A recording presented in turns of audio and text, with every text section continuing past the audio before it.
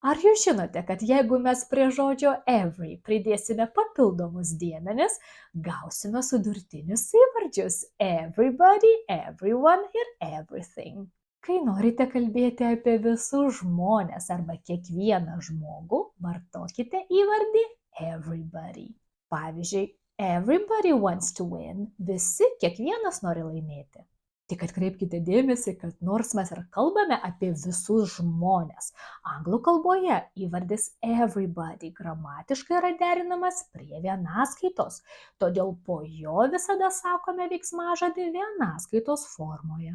Pasakykime, tarkime angliškai, kad visi yra čia. Everybody is here, ne are. Jeigu norite skambėti truputį formaliau, vietoj everybody sakykite everyone. Abudu žodžiai iš esmės reiškia tą patį ir skirtumo tarp jų praktiškai nėra. Tiesiog everybody laikomas kasdienišku variantu, o everyone yra šiek tiek oficialesnis, tinkamas rašytinėje kalboje. Palyginkite kontekstus.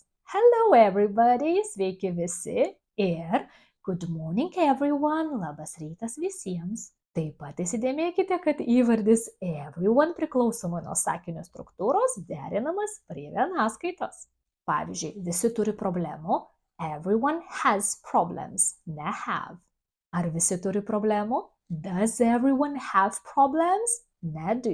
Na, o jeigu jūs kalbate ne apie žmones, o apie visus daiktus, dalykus, reiškinius ir bendrai apie viską, vartokite sudurtinį įvardį everything. Šituo įvardžiu mes žymime visumą plačiaja prasme ir irgi gramatiškai deriname jį prie vienaskaitos. Pasakykime kartu, kad viskas buvo švaru.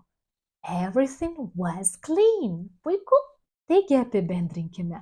Visus žmonės reikšmėje kiekvienas žmogus žymėsime įvardžiais everybody ir everyone, o visus kitus daiktus ir dalykus žymėsime žodžiu everything.